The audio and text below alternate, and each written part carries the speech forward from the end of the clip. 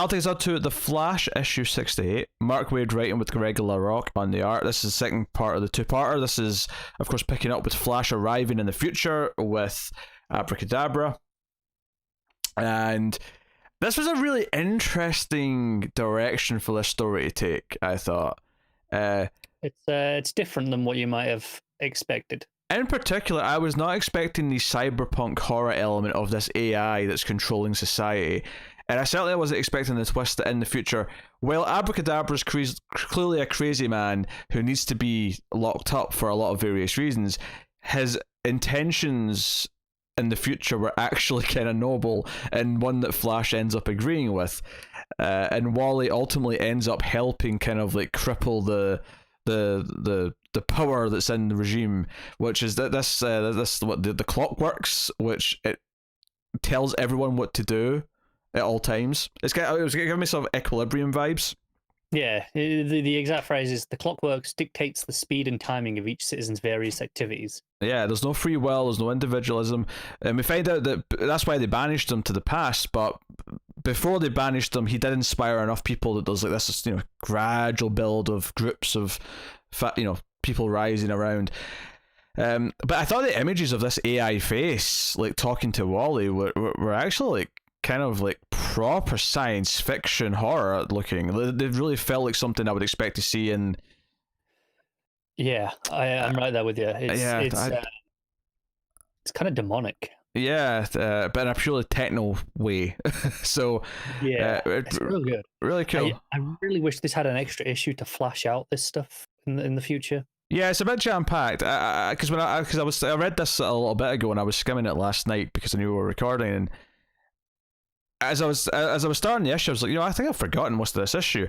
And as I was reading the first chunk of it when we first arrived, I was like, yeah, I don't remember any of this. But as soon as it got to the face, I'm like, oh yeah, I remember the rest of it now, because that's what because the memorable part of the issue is everything it introduces after that point. The first little chunk of it, where he's just sort of in awe of people darting around and what's going on, and like all of that is like, oh yeah, that's so forgettable once you actually read the rest of it. And it's not that there's anything wrong with it, it's just that there's so much jam packed into the issue that your mind just lingers, it attaches itself to the core idea that it introduces.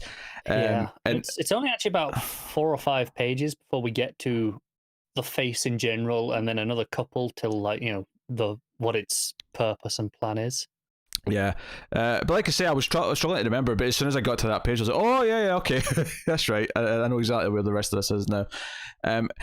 So no, it was interesting Barry having to kind of side with Abracadabra, and they were going to send them back happily, but then he starts to interfere with their plans. It's like, well, is he going to have trouble going back? Because I didn't know it was a 2-parter. I thought this might be a 6-issue arc for all I knew.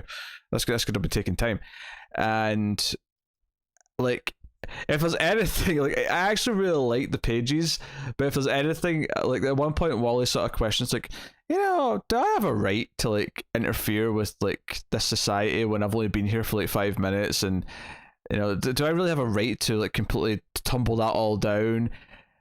And then it's just like a panel later is like, yeah. Well, it's not, because you're saying more of a shrug. It was more of a smirk with a yeah, like, yeah, I have that right. You're right. Yeah, and then he goes, yeah, oh yeah. I'm like, I don't know about this. But again, that feels like if you built up to this sort of like just how bad it was, and obviously we've seen it's pretty bad. Like, he's been there like 10 minutes. Mm-hmm. Like, I don't know, something of that magnitude. I think the fact that it addresses that it's such a momentous event that he's doing, that it feels quick. That's the weird thing. I see if they'd never had him address it, I would never even really given it much thought and just kind of went along with it as being kind of a quick story. But the fact that he actually points it out in his duration, then goes, yeah, I'll just do it. I'll just do it anyway. Actually makes me feel a bit weirder. Like, okay, all right, Wally. Yeah.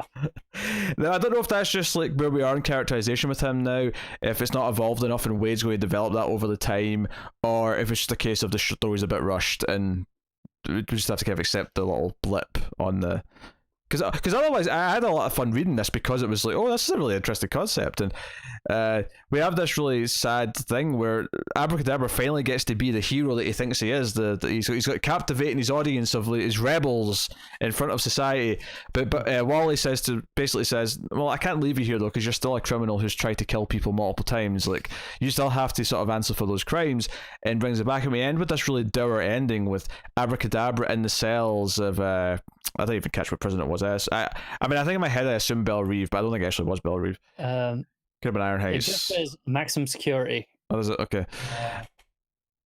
Yeah, I don't think it actually says. But he's in these bars and he's like begging the guards to like pay attention to his trick that he's doing with cards or whatever, and they just walk away, and he sits there. It's just so depressing and sad, and Wally's narration just kind of ends with like a the show must come to an end or something like that. And it's just you're making me feel sympathy here for Abracadabra. And just last issue he tried to like kill an entire crowd full of people to prove that he could bring them back to life, which he would not have been able to do. I point out. And again, that was already quite interesting because it made him marginally less evil than him just trying to kill a room full of people, because he actually bring them back. Yeah, it makes him incredibly misguided, even if, obviously, like, still dangerous. Yeah, he didn't think he was actually causing any lasting harm. Yeah. I'm looking at some of the pages again. I love that techno face for Clockworks. I love.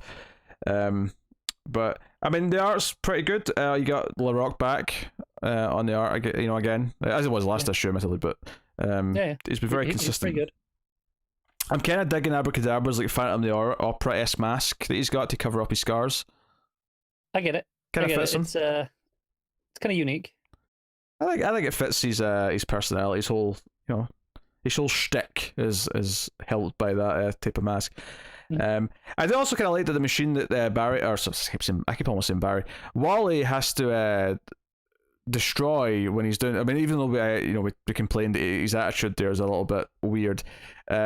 I kind of like this idea that it's a machine that he can't comprehend. It's not gears, it's not circuits, it's like weird floating orbs that are going around in a circle. So it resembles a clock in that it's circular to a point, but that's about it. Like, other than that, it's not something we would recognize as a device. It's, I guess science fiction is the best way of putting it, but I think the other subtle touch here is that it's like all very green on a dark black sort of space background, which really separates the visual from every other page of the book. When he gets in there, even though there's not, I mean, in another book this wouldn't feel that weird. If this was a Green Lantern book, this would look like any other page, but because it's in the Flash comic where every other page has been his red suit on basically pastel shades of various colors in the backgrounds. The only exception would be, I think, the eyes of the face, the Clockwork face, were green as well, which nicely connects it to oh no, they were purple, never mind. I was just remembering that wrong, but I like that. It makes him feel like he steps into something else, like something different.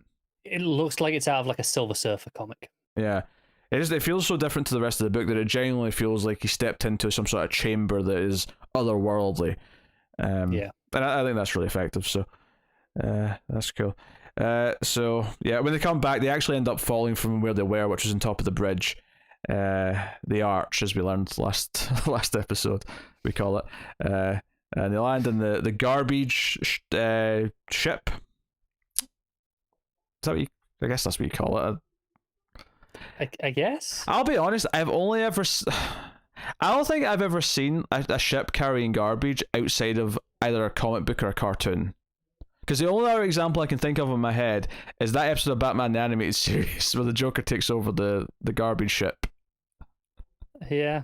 I'm sure they exist, but I've only ever seen... Yeah, I mean, it's got to be transported somehow. Yeah, but I've only ever seen it in the context of superheroes. For some reason. They love to land in them. They do, don't they? Oh, such a weird thing. Yeah. But yeah, solid issue. Maybe a little bit rushed, could have used some more time.